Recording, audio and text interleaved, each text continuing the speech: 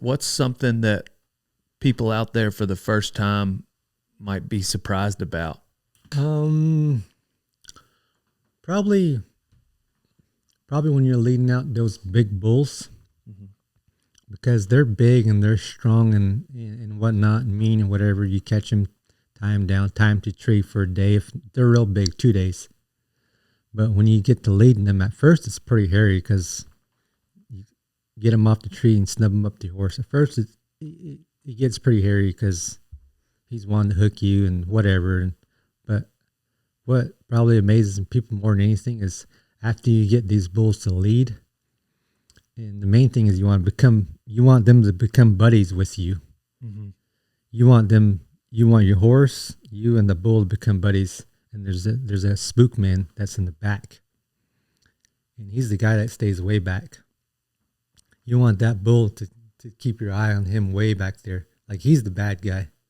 And what's surprising a lot is you'd be surprised where those bulls want to go when you got them snubbed up, because they want to leave the country, especially when they figure out like, hey, that guy's way back there. Mm-hmm. Let's keep going. Like, let's get away from him. Mm-hmm. So the most surprising thing is these big, strong bulls. If you lead them a ways, mile, 2 miles, especially if you get on a trail or something, you can lead them like a horse. You just got to be quiet.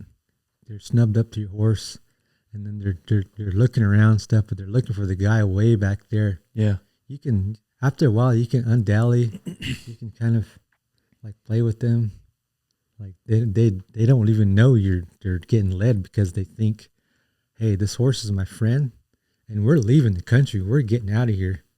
I was tied up down that canyon all night. There's a guy down there. He's still behind us somewhere, so we need to keep going.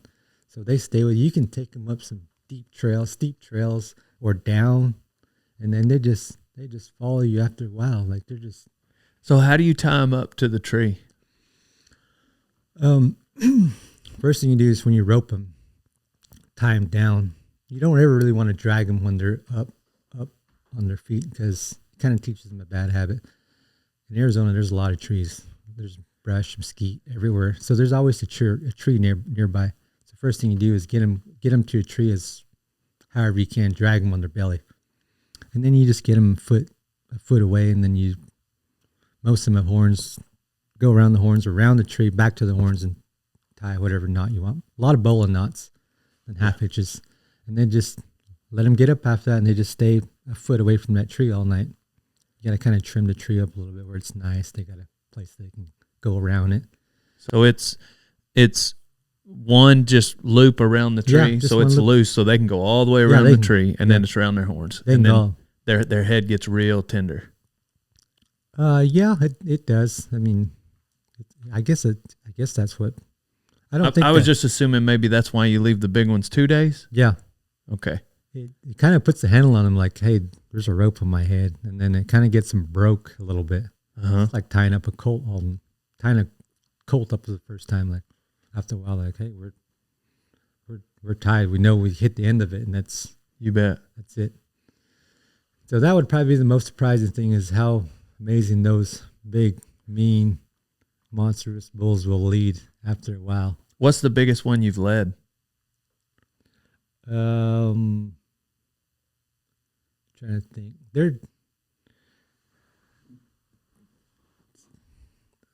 Most of those cattle, they're kind of Hereford looking things. Mm-hmm. Hereford. So those Herefords don't get too big. I mean, those bulls, they get big and wide and muscular and stuff, but as far as they don't get real tall. But in the last 2 years that we've been getting these crossbred bulls with these blacks and stuff, and so there's been some black bollies, now some solid blacks. Like they're getting big, like as big as your horses, and their heads are right here, and their heads are about that big around.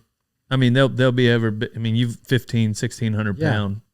Yes, and the mealies are the worst, because I was going to ask, how do you? The mealies hit way harder than a horn bull.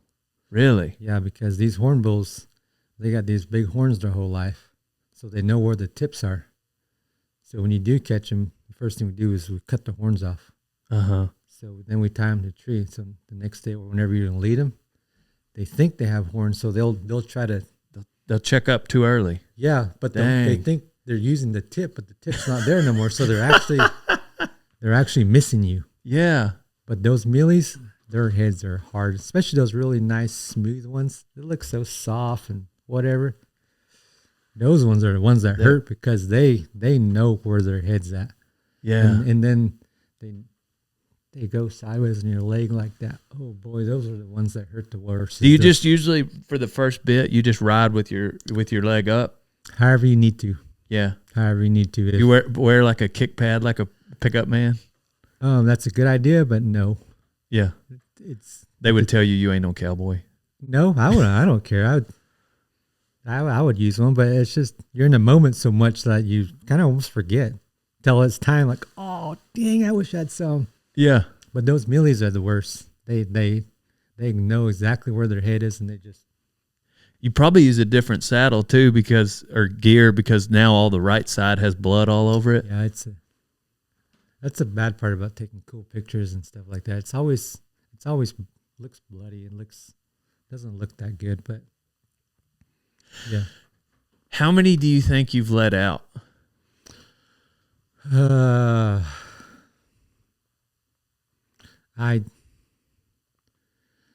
don't know. There's some cow catchers in Arizona that been doing it their whole life, and there's this one guy. His name is Dwayne Reese. He had a little map on a picture one time, and he had like a little thumbtack on all the places he's caught cattle in Arizona. Oh, and I was like, that's cool. Pretty neat. Pretty neat to have all those and stuff. That's cool. But I guess pretty much every cow you catch there, you have to lead to the road at some point. Right. So all of them. yeah, leading's a big part of it. It's just we usually leave that for the last day, especially with all these boys because they just want to catch. They just want to catch cattle. Yeah. You see cattle like, hey, let's go, let's catch those, and then. The lead out day is what we call it. The last day, they always say, "Put your blinders on." That means like, "Hey, we're going to go get the cattle that are tied up." Stop catching. Yes, and then you see these cattle way off over there, and these boys. Next thing you know, we're 4 ridges over, catching more cattle to tie down and tie up, and then you end up being there an extra day. Then lead out days, you gotta stay disciplined and just go do your job and get the ones that are already tied up. To the trailer, to the corral. But lead out day is always tricky because you always see cattle the day you're going to lead them out. Yeah. What's the longest? How many days do you stay out? About a week is good enough for me. I bet. I want to go home. Like a business week, 5 days, or you mean 7? 5 days is good, but a lot of times you end up 7. But no, that's long enough for me. How many horses do you need for 7 days? That's the tricky part about horses is it's hard to get a lot in there because you can only fit so many in your trailer. Yeah, because you got to haul the cattle out. The more horses you can take in there, the better you are. But you can only take so much because you got to pack hay, whatever, food, dog food. So you only have enough room for as many horses. The more horses you take in there, the better you are. But most of the time, it's 2 is the probably minimum. 4 is pretty good, and you can kind of rotate them. So four would be ideal, but you gotta at least have 2. That way you can switch them out every day.